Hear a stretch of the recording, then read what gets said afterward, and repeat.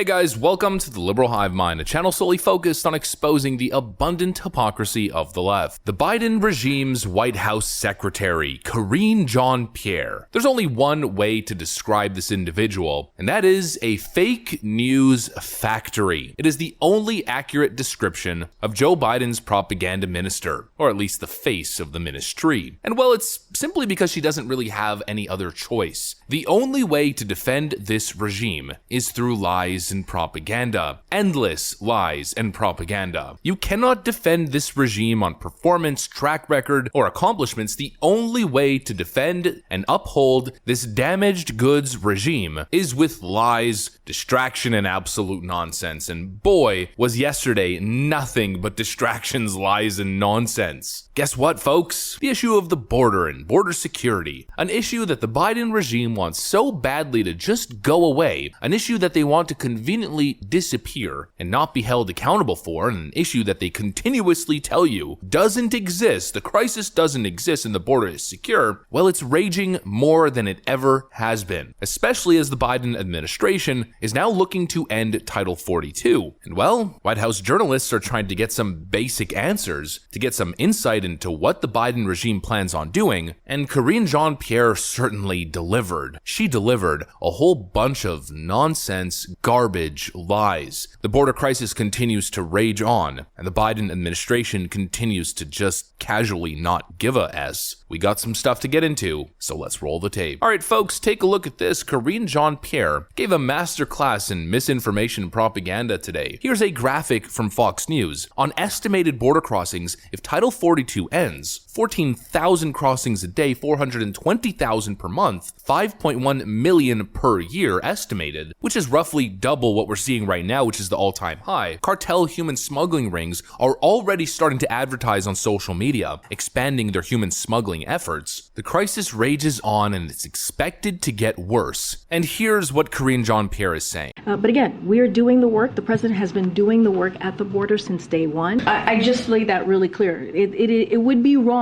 to think that the border is open. It is not open. He's serious about doing that. But look, even with that, without their assistance, without many Republicans being involved here, congressional Republicans, we have secured more resources for the border than any president before who preceded him, who preceded this current president. And probably the biggest joke, the proof that there is actually no substance to any of these claims. When questioned on what exactly they're doing, what actions they've taken, specifically through their border czar, Kamala Harris, this is the response. The president tasked the vice president with studying and working on the root causes of some of these issues.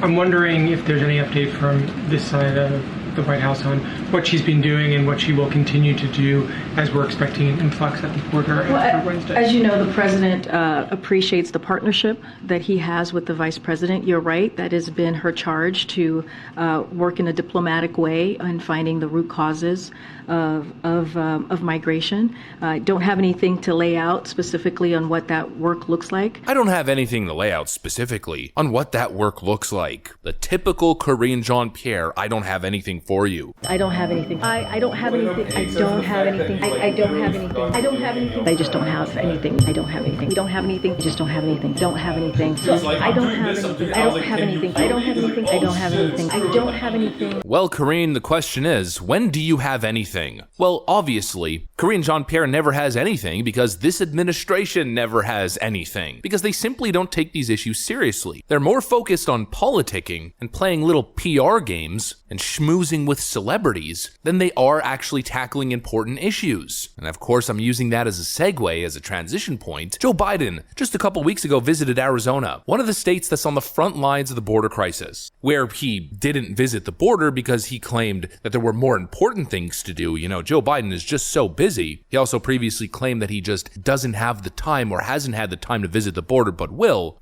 Do you have plans to visit the southern border? I've been there before, and I haven't. I mean, I know it well. I guess I should go down, but the But the whole point of it is I haven't had a whole hell of a lot of time to get down. So he claims that there are more important things to do than going to the border. That's what he claimed then. Then this week, what's Joe Biden doing? Schmoozing with celebrities, literally with Drew Barrymore, doing frivolous media events with Hollywood celebrities, instead of doing his damn job and tackling the nation's most important issues. Can tell her anything. She's got a backbone like a ramrod.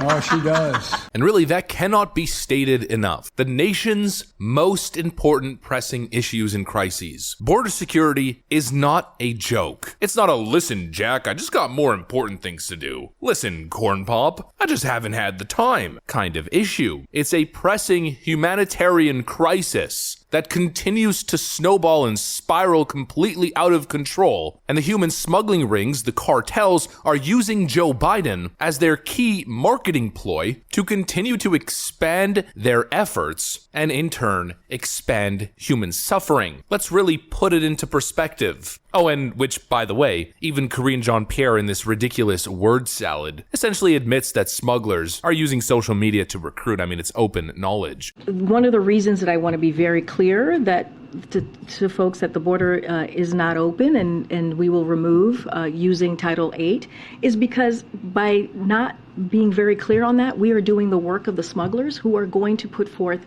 misinformation. So we want to be very clear on that piece. But let's really start to put it into perspective, because a lot of people don't seem to understand. I mean, it was a crisis, a humanitarian crisis, when we saw images like this, for instance, under the Trump years, even though many of those images were from the Biden years, or rather the Obama years. But now we're seeing this crisis literally triple and quadruple, and is now on the pace to 7-8x when it comes to sheer numbers in respect to the Trump years, and the media just doesn't seem to care. Looks the other way. All of a sudden goes blind to the crisis. In El Paso, Texas, they're declaring a state of disaster and emergency. Right now, as we speak, it is 30 degrees Fahrenheit, that's below freezing, in El Paso, Texas, where hundreds of people, including children, are sleeping on the streets after crossing the southern border. The mayor of that city declared a state of disaster this weekend, saying asylum seekers are not safe with shelters and processing centers at capacity. And in just 2 days, the Biden administration is ordered to stop using Title 42, the border policy, health policy the U.S. has used to turn back 2.5 million asylum seekers since President Trump enacted it. This crisis is the worst that it has ever been. Yet instead of taking this crisis seriously, the Biden administration just continues to peddle their empty political rhetoric, pretending as if they have it under control when they very much do not. We are seeing massive groups of unaccompanied minors crossing the border by themselves, alone with vicious cartel coyotes. I mean, just let your imagination run wild a little bit to understand what's probably going on. Not to mention, we've seen countless young ones drown in the Rio Grande. Here's a little moment on CNN to once again really put it into perspective. This just happened. We accept that, we share this sister city. We call Juarez our sister city. But what's happening right now, that's not it. That's not what we've been accustomed to. That's not what we've grown up to see. What's happening right now is something completely different, and it's something that the community is not happy with. We're used to coming back and forth here in El Paso. People from Juarez come into El Paso, they go back home to Juarez. We go visit Juarez, we come back home to El Paso. We're not used to people jumping into our backyards. We're not used to people sleeping in our backyards. We're not used to seeing people run over on our freeways. The other day, we had a 12-year-old little girl, a migrant little girl, ran over. Our border is not secure. There is a process.